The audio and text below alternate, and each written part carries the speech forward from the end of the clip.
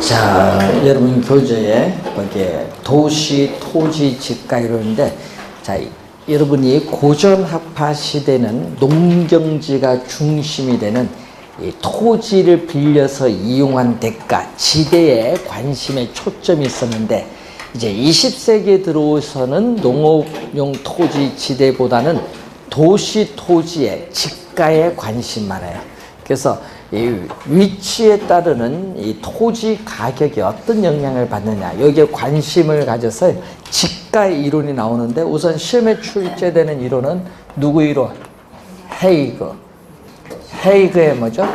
마찰 비용 이론.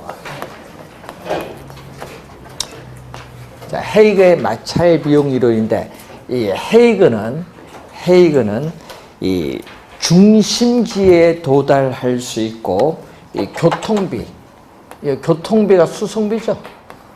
우리가 교통비를 절약할 수 있는 경우에, 또 토지 소유자가 이용자에게 부과하는 금액을 지대라고 주장을 했어요. 그래서 튀넨의 이론, 자, 여러분 앞에서 배우셨던 이 튀넨의 이론을 우리는 일반화시켰다. 수송비의 전략분이 지대화가 된다는, 우리는 이것을 일반화시켜서 도시 토지에 적용한 이론이 헤이그 이론. 자, 그래서 이 헤이그는 이 마찰 비용, 공간의 마찰을 극복하기 위한 비용인데, 이 마찰 비용으로서 뭐의 합? 지대와 교통비의 합으로 구성됐죠. 자, 도심에서 멀어질수록 지대는 하락을 하고 교통비는 뭐죠? 증가하죠. 그래서 이 지대와 교통비 관계를 나타나는 마찰 비용을 우리가 주장을 하는데, 그래서 이 헤이그는 교통수단이 좋다. 양호할수록 공간의 마찰은 적어져요. 마찰은 적어지기 때문에 지대는 뭐가 돼? 높아진다고 주장한 학자가 누구냐면은 헤이그 이론이고, 자, 또 튀넨의 이론을 또 도시, 토지 공간, 튀넨의 농업 토지의 이론을 도시, 토지 공간에 우리가 적용을 해요. 이 도시 토지 공간에 적용해서 확장, 발전시킨 이론이 윌리엄 알론소에 있어서의 입찰, 지대설. 그래서 이 두 이론도 시험에 우리가 자주 나오죠. 알론소의 입찰 지대설인데, 자, 입찰 지대의 개념이 있어요. 자, 여러분, 입찰 지대의 개념은 단위 면적. 여러분이 단위 면적은 뭐죠? 여기 1m, 또 1m 곱해주면 1제곱미터. 이게 단위 면적이야. 그럼 이 단위 면적 토지에, 우리가 단위 면적 토지에 대해서 토지를 이용하는 사람, 토지 이용자가 기꺼이 지불할 용의가 있는 가장 높은 뭐를? 최대의 금액. 시험에는요, 최소 또는 최저로 출제합니다. 자, 가장 높은 지불할 용의가 있는 최대의 금액을 입찰지대라고 해요. 그럼 가장 높은 최대의 금액을 지불한다는 것은, 이유는 가장 높은 금액 주니까 이유는 없죠. 초과 이유는 0이 되는 수준의 지대다. 이 초과 이유는 0이 되는 수준의 지대가 입찰지대다. 자, 우선 입찰지대의 개념을 우리가 배우셨고, 자, 입찰지대는, 자, 중심지인 도심에서 거리가 멀어지겠죠. 자, 도시 내에서 산업은 여러 산업이 있는데, 자, 우리 예를 들어서 산업은 A, B, C 세 개의 산업만 존재한다고 가정을 하면은, 자, 이 산업은 A 산업에 있어서 지대를 지불할 용의가 있는 곡선. 자, 이 산업은 B 산업에 지대를 지불할 용의가 있는 곡선. 이 산업은 뭐죠? C 산업에 지대를 지불할 용의가 있는 곡선이에요. 자, 그러면은 각 산업의 지대 지불 곡선이 뭐를 벌이죠? 입찰, 경쟁을 벌여요. 자, 입찰 경쟁을 벌이면은 토지 소유자는 누구에게 토지를 빌려주느냐 하면은 당연히 돈을 많이 주겠다는 사람. 그러면은 도심으로부터 거리가 멀어질수록 어디까지? 이 거리까지는 누구에게? A 산업의 토지가 배분이 돼요. 그리고 요 점을 지나서는 A보다 누가 많이 주죠? B 산업. 요까지는 B 산업의 토지는 배분되고, 요 점을 지나서 요까지는 뭐죠? C 산업의 토지가 이렇게 배분돼요. 이 빨간 선이 입찰 경쟁에 따르는 뭐다? 지대 곡선이다. 자, 입찰 경쟁에 따르는 지대 곡선인데, 지금 산업이 3개 나오니까 꺾인 선인데, 산업이 4개, 5개 계속 많아지면은 어떻게 우하향하는 곡선의 형태가 돼요. 그래서 원점, 도심, 이 원점에 대해서 볼록한 우하향하는 곡선의 형태가 입찰 지대 곡선인데, 그래서 그림에서 보세요. 도심으로부터 거리가 멀어질수록 가장 높은 부분을 연결한 이렇게 앉는다는 의미, 포락선이라고 해요. 포락선.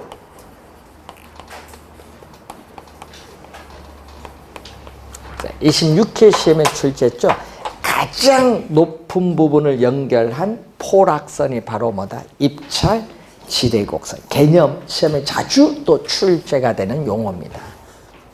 자, 그럼 입찰 지대곡선의 개념 잘 봐둔데, 이 그림 볼까요?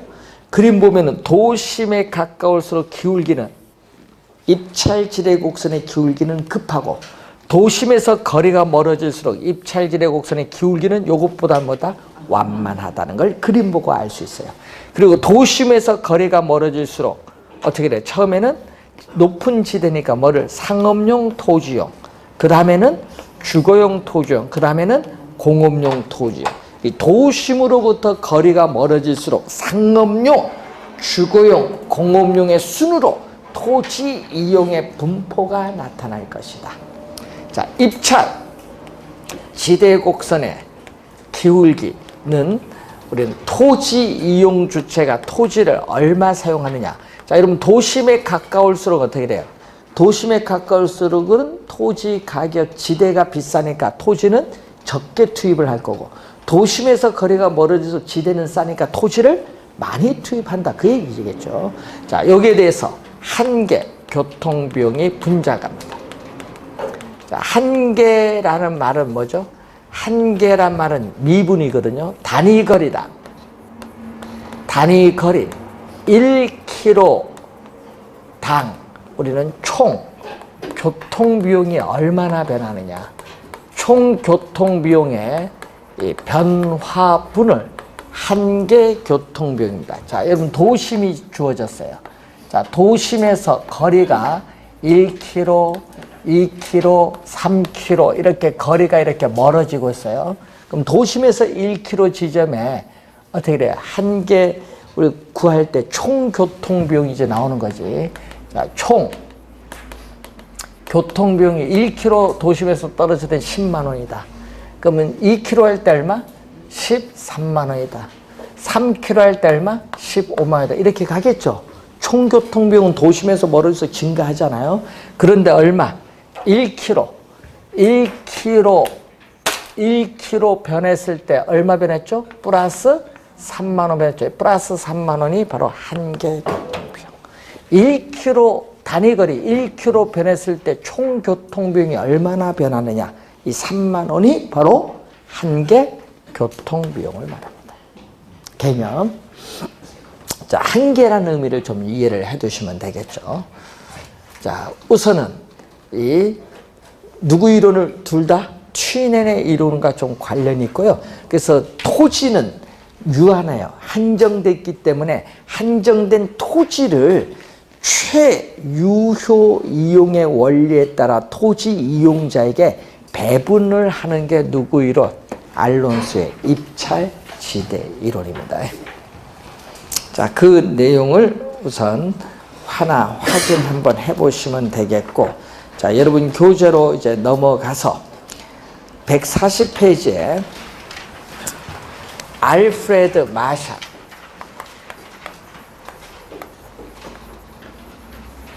알프레드 마샬은 누구? 신고전학파. 자, 19세기 후반에 나타납니다. 1890년대 19세기 이래서 세계 대공황이 발생하기 이 사이의 시기를 신고전학파 시대인데, 신고전학파의 대표적인 학자가 누구? 알프레드 마샬. 작년에도 또 출제했어요. 마샬 하면 시험에 나오는 거 뭐죠? 나오는 거 당연히 준지대. 요걸 출제를 했었지 뭐 마샬. 준지대. 그래서 여러분 고전학파는 토지를 빌려서 이용한 대가가 지대인데, 그 지대의 개념을 확대했어요. 확대해서 앞에 뭐 붙인 거야? 준자 붙였잖아. 지대의 개념을 더 확대한 거야. 마샬. 예? 그래서 준지대는 단기적으로 토지는, 자, 여러분 토지는 위치가 고정되어 이동할 수 없어요. 그래서 토지 이외에 뭐가 된다? 고정. 토지는 위치가 고정되어 이동할 수 없는데, 이 토지 말고 토지 이외에 고정된 생산 요소의 뭐죠? 기계 또는 기구 등을 얘기해요. 요거에 대한 대가로서 받는 게 바로 뭐다? 준지대.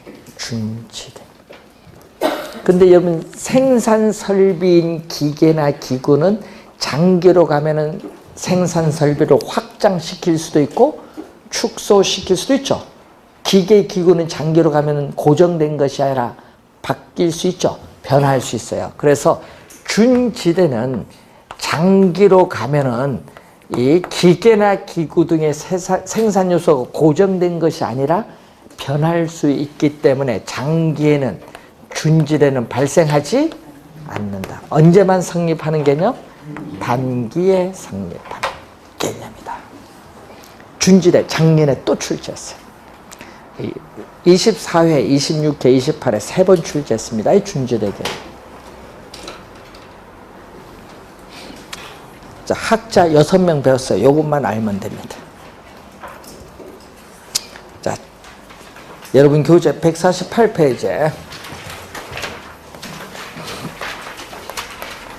정부의 시장 개입의 또 이유, 또 매년 출제가 되는 정부의 시장 개입의 이유, 근거. 자, 여러분 25회는 근거, 뭐 26, 7, 8회는 뭘로? 이유. 그리고 또 정부가 부동산 시장에 공적 개입을 해야 할 필요성, 뭐 이런 얘기들이 시험에 제일 많이 출제돼요. 올해도 나옵니다. 자, 올해도 출제를 하는데 가장 시험에 많이 출제되는 용어가 바로 뭐죠? 시장의 실패. 이 지문이 제일 많이 나와요. 시장의 실패가 우리가 나오는데 148페이지에 중간에 보시면은 시장에서 어떤 요인에 의해서 자원이 비효율적으로 배분이 이루어지는 상태를 시장의 실패라고 해요. 이러한 시장의 실패를 뭐 하죠? 우리는 수정, 보완해서 자원을 효율적으로 배분해 주기 위해서 정부는 부동산 시장에 개입을 합니다. 그리고 또 토지 시장의 안정, 토지 시장의 안정과 또 경제 성장을 위해서 또 부동산 시장에 정부는 개입을 하고, 또 누진세를 부과하죠. 또 소득을 뭐 하기 위해서? 재분배. 여러분 소득 분배의 불균등이 시장의 실패를 가져오거든요. 그렇기 때문에 소득을 재분배하기 위해서 또 정부는 시장에 개입을 해요. 자, 또 개입을 하고, 요즘 또 부동산 투기가 발생하는데 이 부동산 투기를 억제하기 위해서 정부는 또 부동산 시장에 또 개입을 해요. 부동산 투기를 억제하자. 예? 그리고 난개발. 예? 여러분, 난개발에 따르는, 여러분, 주목구구시 개발이 이루어지면 난개발이 나타나는데, 난개발에 따르는 도로라든지 상하수도라든지 이러한 기반 시설의 뭐를 부족, 문제를 어떻게 돼? 해결하기 위해서 정부는 또 부동산 시장에 개입을 해요. 또 주택, 우리 취약계층인 저소득층의 또 뭐를 위해서? 주거 안정을 위해서 정부는 또 뭐를 위해서? 공공주택을 공급하기 위해서 또 시장에 개입을 하죠. 개입하는 이유는 많죠. 또 지역에 따라 주택 보급률의 차이가 있기 때문에 적정한 주택 공급을 하기 위해서 정부는 부동산 시장에 개입을 해요. 자, 여러분, 지역에는, 저 지방에는요, 주택 보급률이 100%를 넘었거든요. 서울특별시 같은 경우는 주택 보급률이 87%예요. 그러면 이런 형태의 지역에 따라 다르거든요. 그럼 우리나라 전체로 보면 어때요? 우리 전국으로 보면은 103%예요. 자, 시험 문제 이런 게 막 내거든요. 자, 주택 보급률이 현재 우리나라에서 100%를 초과했기 때문에 정부는 주택시장에 개입을 하지 않는다. OX. 틀렸죠? 그런 게 막 시험에 나와요. 대답은 잘하는데 시험에 나오면 이제 시험 지문에 나오면 이게 글자가 보면 왜 이렇게 헷갈리는지. 왜 대답할 때는 부담이 없거든요. 근데 시험 칠 때는 부담이 생기는 거야. 왜 개입을 해요? 100% 넘어도? 아까 있잖아요. 100%를 넘어도요. 서울특별시 같은 경우에는요. 주택 없는 분 있죠? 전세, 월세 사는 사람이 46%예요. 서울특별시. 그러니까 뭐해? 정부가 개입을 안 할 수가 없어. 저소득층의 주거 문제, 그리고 적정한 주택 보급을 위해서 개입을 해야 되는 거예요. 100%를 뭐 했다? 초과했다 할지라도. 그러니까 지방에 분양 잘 될까 안 될까? 100% 넘었는데. 안 되죠. 근데 분양을 왜 할까요? 안 됐는데. 네? 근데 지방도 마찬가지로 뭐다? 2주택, 3주택 소유한 사람이 있을 거 아니에요. 주택 없는 사람이 있으니까 분양을 받으라고 하는데 문제는 그 사람들이 요즘에 분양을 안 받으려고 해요. 가격이 분양가가 오르고 해서 안 받아요. 그거에서 돈 갚느니 전세 살면서 나 마음 편하게 살겠다 이런 사람들이 많아요. 네. 그래서 요즘에 조사가 옛날엔 주택 마련이 1순위였는데 요즘 주택 마련이 뒤로 갔어. 네. 1순위가 뭔지 알아요? 결혼 포기야. 요즘 1순위가. 그래서 뭐를 한다? 자기 생활을 누리기 위해서 자동차 구입을 1위야. 그래서 여행 다니려고. 그래서 SUV 차량이 그래서 많이 팔리는 거예요. 이유가 다 있는 거예요. 그래서 여러분이 이제 앞으로 중개업을 할 때는 매매는 점점 줄어들 것이고 뭐죠? 전월세가 많아져요. 그래서 중소형 아파트 많은 쪽에 오픈을 해야 되는 거예요. 대형 쪽에 가면 망해요. 중개업도 많이 쓰는 쪽에 가야 돼. 요거 많이 쓰는 쪽. 그래서 18평이 제일 거래가 많아요. 23평하고 18평하고 23평이 제일 거래가 많아요. 앞으로 나중에 참고하세요. 자, 거기 48페이지 보시면은 시장 실패 원인이 있거든요. 자, 원인 중에서 이 시장의 기능의 장애로 인해서 구조적 전제가 파괴되는 경우가 나오죠. 완전 경쟁 시장은 이상적 시장으로서 현실적으로 존재하지 않습니다. 그래서 완전 경쟁 시장은 자원이 효율적으로 배분이 이루어지는 시장인데 이 불안정 경쟁, 기업이 하나인 건 독점, 소수의 대기업은 뭐죠? 우리는 과점이라고 해요. 이 독과점 기업, 불안정 경쟁이 존재하면요. 완전 경쟁 시장에서보다 생산량은 적고 가격은 비싸요. 그래서 시장에 실패가 발생하기 때문에 정부가 개입을 합니다. 자, 그리고 또 이 내부, 시장 기구 내부의 결함으로 인해서 나타나는 게 세 가지가 있죠. 우선 규모의 경제가 작용해요. 자, 규모의 경제가 작용해서 비용 체감 산업이 존재한다.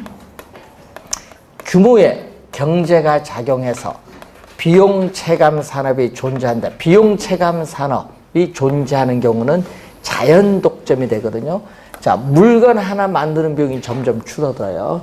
자, 기업의 규모가 커지면서 생산량이 많아질수록 물건 하나 만드는 비용을 평균 비용인데 이 평균 비용이 똑같아야 되는데 점점 줄어드는 이 형상을 규모의 경제인데, 그러면은 다른 기업과 경쟁의 우위가 있어서 어떻게 돼? 자연 독점이 돼요. 그래서 이런 자연 독점이 되면서 시장에 뭐가 발생하죠? 실패가 또 발생을 해요. 자, 또 외부 효과, 이제 배우시게 될 외부 효과가 존재하는 경우, 또 뭐가 존재한다? 공공재가 존재하는 경우, 또 우리는 시장의 외부적, 여러분 시장 기구가 효율적으로 작동한다 하더라도 외부적 요인에서 결함이 발생하거든요. 그게 바로 뭐죠? 소득 분배의 불균등이 나타나고, 그리고 또 정보를 많이 보유한 사람과 정보를 적게 보유한 사람의 차이죠. 미래의 불확실성으로 인해서 정보의 비대칭성이 또 시장의 실패를 야기합니다. 여러 요인들이 많거든요. 자, 그래서 정부가 시장에 개입을 했어요. 정부의 시장 개입이 오히려 이 개입 정보가 더 나빠요. 개입 안 하면 좋은데 개입을 하기 전보다 개입을 했더니 시장 상황을 더 나쁘게 만들 수 있어. 시장 상황을 더 뭐 할 수 있다? 악화시킬 수 있는데 이것을 뭐라고 하죠? 정부의 실패라고 해요. 그럼 정부의 실패가 발생하는 원인이 있겠죠. 원인의 대표적인 것은 정책 당국자에 있어서 부동산 시장에 대한 불완전한 지식, 정보가 가장 커요. 또 규제 수단이 불완전하다든지, 또 관료제의 비효율성, 규제를 위한 규제를 하죠. 관료제의 비효율성, 또 선거 등의 정치적 영향, 또 양호하지 못한 불량한 정치 환경. 우리나라는요, 이 정치적 환경도 있고요, 선거 등의 영향도 많아요. 우리나라는. 특히 여러분 이제 좀 있으면 6월 13일 날, 야 좋대요. 6월 6일도 빨간 날, 6월 13일도 빨간 날. 수요일입니다. 목요일 아니에요. 선거 얼마 안 남았거든요. 선거할 때 보면요, 거의 부동산 개발 공약이 많아요. 그 여러분 그게 직접 삶의 질과 직접 관계돼 있어서 그래요. 다른 거는요, 이제 고객이 딱 선거 공약 떴을 때 이거 뭐 다 똑같네 이거보다는 개발 공약은 관심이 가요, 여러분은. 왜? 부동산 가격에 영향을 주니까. 그래서 이제 보면은 그런 공약으로 실패를 많이 가져오죠. 그래서 정부의 실패가 가져오면은 상당히 큰 문제를 야기하기 때문에 선진국은 될 수 있는 대로 정부가 시장에 개입을 안 하려고 해. 시장에 맡겨둬요. 그래서 최소한의 개입을 하려고 합니다. 근데 우리는 최소한 개입이 아니라 우리는 정부가 최신이야. 무조건 개입을 하려고 해. 그래서 문제야. 아니, 소소한 것까지 다 개입을 해요. 여러분, 기업이 할 것까지 정부가 개입을 해요. 아, 정부가 기업이 아니죠.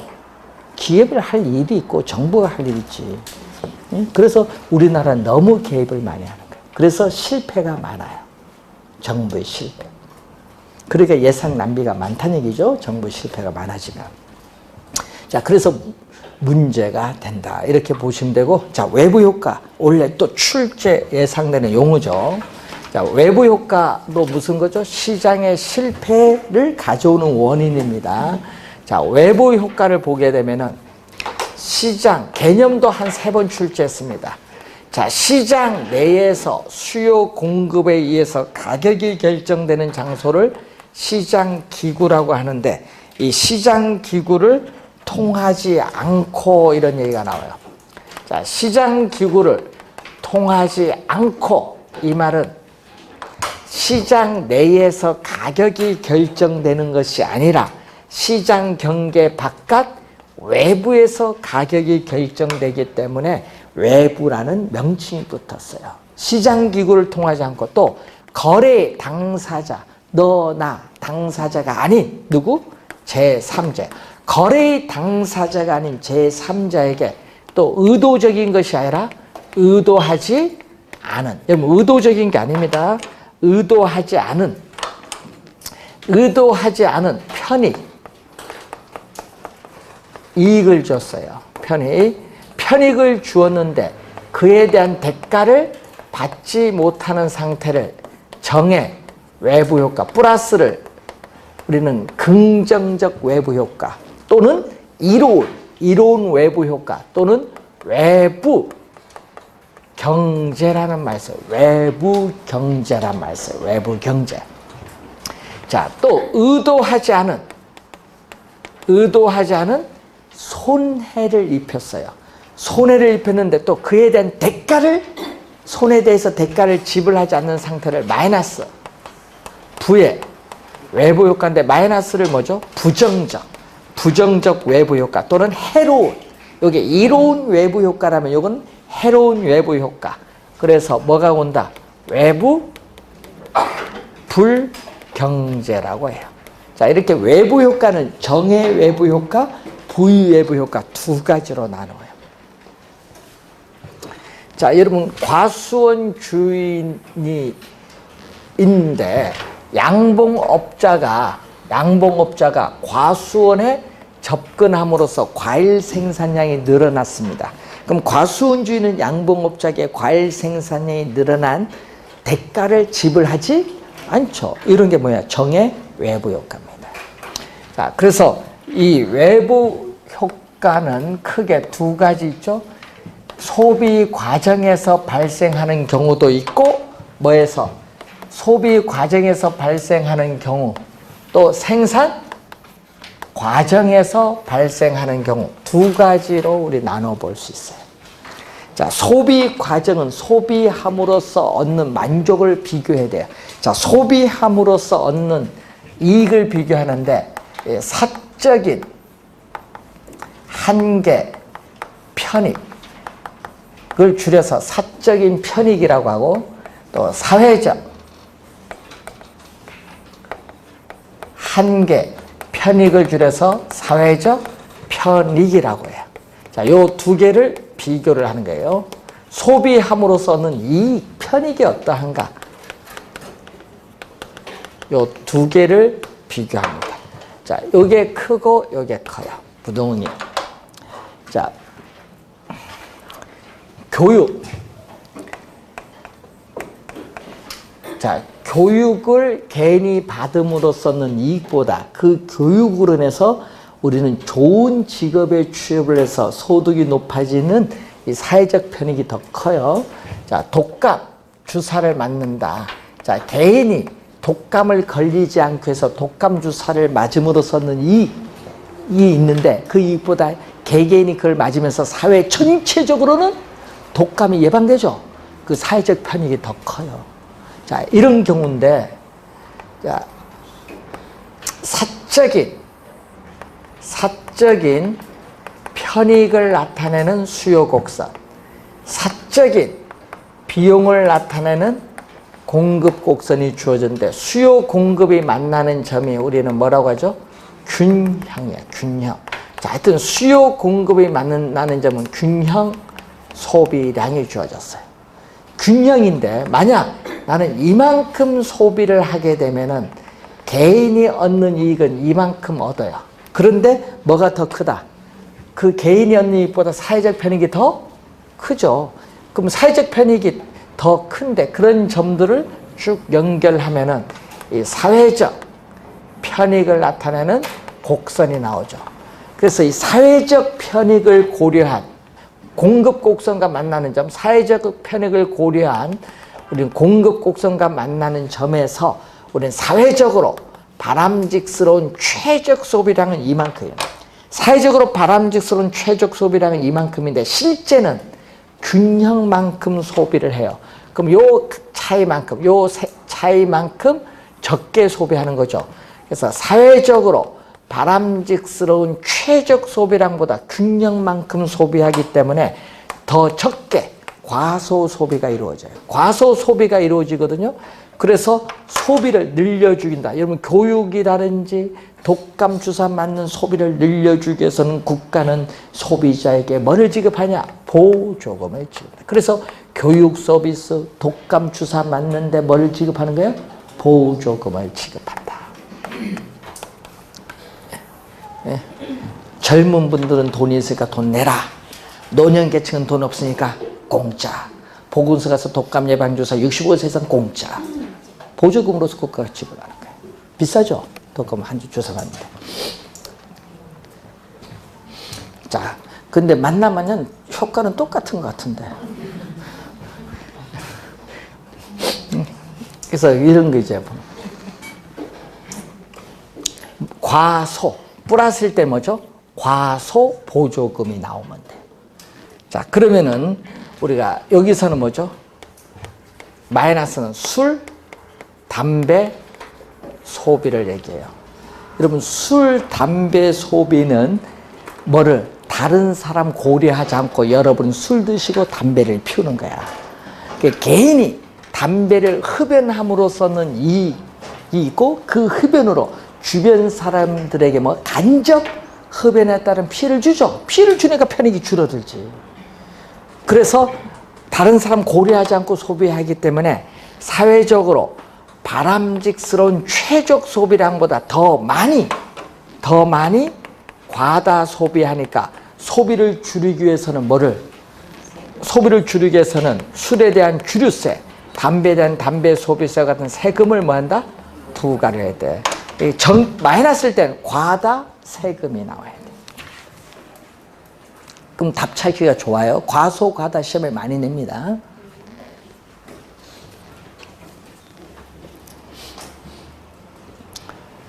우리나라에서 우리 보면요, 이 세금이 정부 바뀌면 하나씩 늘는 것 같아. 노무현 정부 그 시절 지방 그때인가 지방 교육세가 도입됐거든요. 20%. 네, 특별 목적세인데 이게 없어졌다가 기간이 끝나서 없어졌는데 지방 교육세라는 명목으로 도입이 됐어요. 근데 세금 도입하면 반대를 해야 되는데 20%가 큰 돈인데 우리나라에서는 반대를 안 하대. 세금 도입해도 가만히 있는 국민이 우리나라 국민이에요. 외국인 1%만 올려도 난다는데 우리는 뭐 20% 부과해도 가만히 있어요. 진짜 우리나라 국민성 진짜 좋습니다. 세금 부과도 가만히 있는데 예? 지방 교육세 부과하죠. 또 담배 소비세 2,000원 부과해서 4,500원 한가 만들었죠. 가만히 있으면 왜 2,000원 올려? 이왕이면 10,000원 올리지. 그래서 여러분이 의성의 김시성을 가진 국회의원이요, 예? 담배 소비세 그때 2,000원 올 때 그때 담배 한가 10,000원 해야 된다고 했거든요. 그래야 많이 줄어든다. 2,000원 오니까 줄지를 안 해. 약간 오르니까. 이왕 요거 들으니까 그게 더 먹지. 그래서 이번에 국회 올라온 한은 13,000원 올라왔어요. 한가를. 그렇게 해야 소비를 줄이지. 예? 그렇게 해야 소비가 줄어드는 거예요. 예? 예? 그래 줄죠. 예? 그래서 옆 나라 일본은요, 직장 취업을 할 때 흡연하는 사람은요, 안 뽑아요. 비만도 안 뽑아요. 비만 뽑으면, 들어와서 비만 걸면 퇴직시켜버려요. 아, 그거 있어요. 외국에는. 예? 무섭죠. 그래서 이제 그래서 일본 사람들은요, 적게 먹어요. 비만 걸면 퇴직이니까. 이유가 있어요. 자, 우리나라 사람처럼 많이 드시고 많이 빼고 하는 국가가 없습니다. 술, 담배 나오면 뭐다? 아, 마이너스 외부 효과다. 생산은 편익 갖고 따지는 것이 아니라 뭐 갖고 따져야 돼요? 여기는 비용, 또 사회적 한계, 비용, 또 사적인 또 한계 비용. 자, 여러분 기업이 제품을 하나 더 생산함으로써 총 비용이 얼마나 변하느냐? 예? 이 비용이 사회적 비용보다 더 커요. 그리고 이 마이너스 외부 효과는 사회적 비용이 뭐보다 크다? 사적 비용보다 크다. 작년에 여기서 출제했죠. 뭐가? 우리는 부외부 효과는 사회적 비용을 증가시킨다는데 작년에 감소시킨다로 출제했어요. 그게 작년에 출제된 지문입니다. 그럼 한번 볼까요? 여러분, 기업이 막대한 연구 개발 비용을 투입을 해서 생산을 하면은 비용이 많이 들겠죠. 그런데 문제는 그 기술에 또 뭐가 발생한다? 파급 효과가 있잖아요. 그 개발된 기술에 무슨 효과? 파급 효과로 인해서 다른 데는 뭐 막대한 비용 투입할 필요 없지. 그래서 사회에서 부담하는 비용이 점점 줄어들어서 사적 비용보다 낮아요. 파급 효과로 인해서. 그래서 여기서도 사회적으로 바람직스러운 최적 생산량보다 또 더 적게 과소 생산되기 때문에 생산량을 늘려주기 위해서 국가는 또 기업에 뭐를 보조금을 지급을 해야 돼. 그래서 하여튼 플러스는 다 뭐다? 과소 보조금 지급이 나오면 돼요. 자, 그러면 여기서는 뭐가 나오죠? 이 자동차 공장, 화학 공장, 목재 공장, 예, 여러분이 또 무슨 연탄 공장 이런 환경 오염 물질, 공해 물질을 배출시키는 공장이 들어서면요 사회적 비용이 더 커요. 왜? 생산하는 비용만 들어가는 것이 아니라 오염 물질을 배출하니까 오염 물질을 한 단위 더 정화하는 데 추가적으로 드는 비용 또 뭐가 들어간다? 외부 비용이 들어가잖아요. 외부 비용이 들어가기 때문에 사회적 비용이 사적 비용보다 커요. 그래서 부외부 효과에서는 사회적 비용이 증가를 하게 되는 거예요. 감소가 아니라 뭐다? 증가를 하게 돼요. 외부 비용으로 인해서. 자, 그러면은 사적인 편익을 나타내는 수요 곡선과 사적인 비용을 나타내는 공급 곡선이 만나는 점이 바로 균형 생산량이 주어졌어요. 자, 균형 생산량인데, 자, 이만큼 생산을 하면은 사적인 비용은 이만큼인데 뭐가 더 든다? 외부 비용이 더 포함이 되기 때문에 이 사회적 비용이 더 이렇게 올라가죠. 그러면 사회적 비용, 환경 오염 물질을 정화하는 비용까지 고려하자. 그러면 사회적 비용을 고려한 사회적으로 바람직스러운 최적 생산량은 이만큼인데 실제는 외부 비용 고려하지 않고 생산하기 때문에 균형만큼 생산해요. 그래서 최적 생산량보다 더 많이 또 뭐가 돼? 과다 생산되기 때문에 또 사회적으로 바람직한 양만큼 생산량을 줄이기 위해서는 또 공해 물질을 배출시키는 공장에 공해세와 같은 뭐를 부과해야 된다? 세금을 또 부과를 해야 된다. 그래서 여러분 마이너스는 과다가 나오고 세금이 나오면 돼요. 시험 문제 여러분이 모의고사 16번 문제가 요걸 출제했죠. 요거 편익 비용 따지는 거 여기서 확인해서 답 찾으시면 돼요. 그렇게 간단한 유형의 문제로 또 출제할 수 있습니다. 자, 외부 효과에 대한 내용인데 외부 효과는 또 지역 이기주의 형상이 나타나요.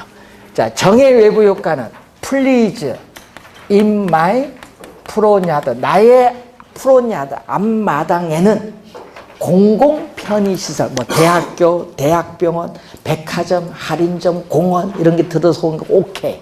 그런 거 오케이. 이걸 뭐죠? 핀피 형상을 발생시켜요. 근데 마이너스 외부효과 들어와서는 안 돼. 나 들어오지 마라. In my back, 나의 뒷마당에는 예? 위험시설, 혐오시설, 공해시설이 들어와서는 안 된다. 님비 형상이 나타납니다. 자, 우선 외부 효과에 대한 얘기인데 152페이지로 갑니다.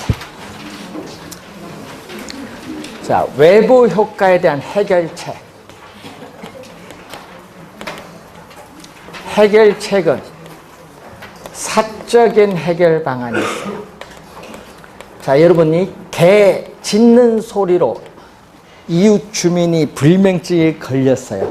개 주인과 협상을 통해서 어떻게 돼? 외부 효과 문제를 스스로 해결할 수도 있지만 또 코즈 정리라는 게 있어요. 코즈 정리. 자, 코즈 정리에서는 외부 효과 문제를 해결하는 데 드는 비용이 거래 비용인데 거래 비용은 없다고 가정을 합니다. 전제로 해서 이 소유권이 불분명한 환경에 대해서 재산권을 부여하는 거예요. 재산권. 환경 오염 물질을 배출시키는 기업에 부과하던 그 배출로 인해서 피해를 입은 당사자에게 부과하던 누구에게 부여하든 관계없어. 하여튼 재산권을 부여해서 정부가 어떻게 돼요? 개입을 하지 않고도 외부 효과 문제를 스스로 해결할 수 있는 게 코즈 정리라고 해요. 코즈 정리. 자, 코즈 정리가 있고 또 정부가 개입을 할 수 있어요. 자, 정부가 개입을 해서 외부 효과를 해결할 수 있는데 대표적인 게 여러분 지금 배우셨던 세금을 부과하거나 보조금을 지급하는 것은 무슨 개입?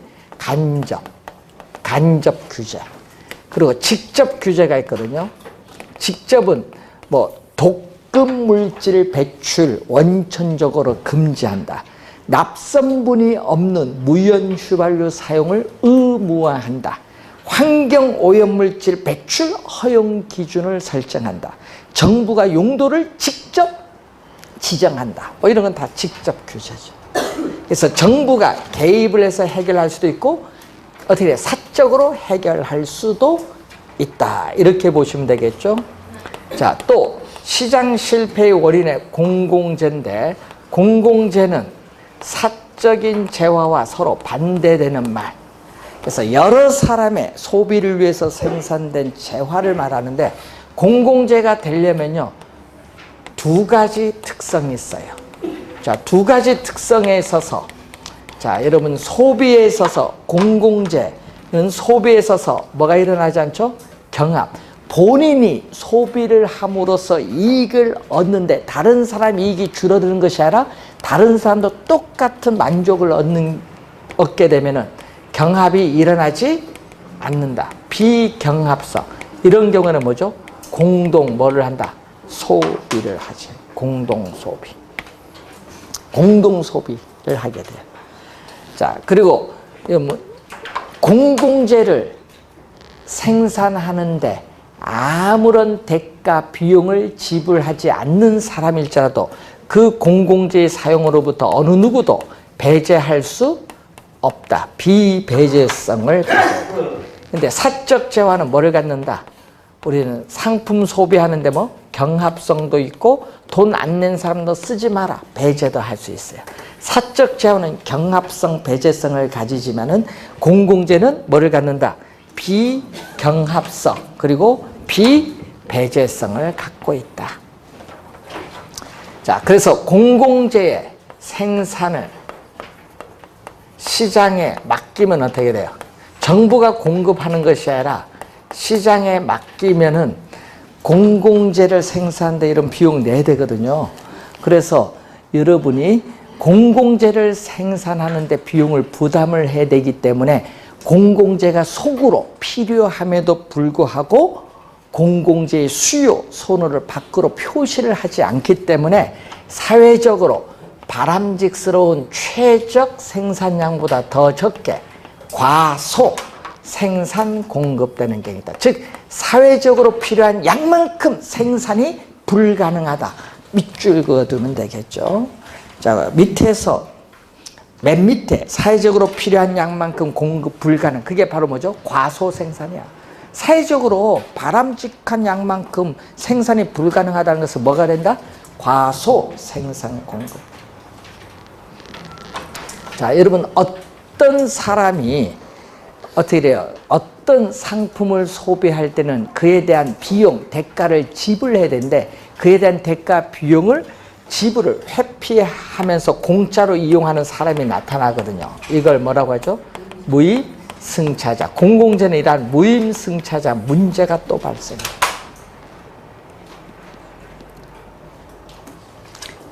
여러분 공원, 대규모 생태공원 공공재입니다.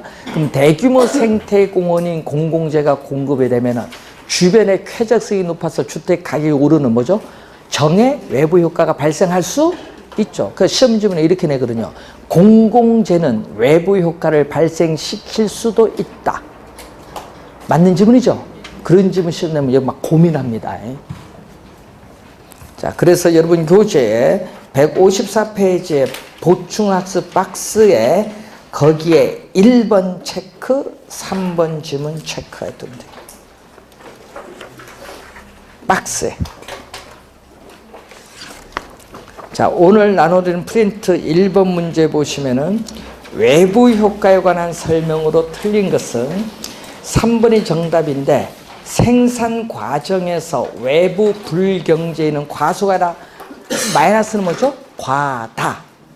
여러분 과소가다 시험에 많이 내거든요. 과다입니다. 3번 정답이고 4번은 외부 효과의 개념, 5번은 코주 정리, 사적인 해결 방안에 대해서 우리가 나오고 있습니다.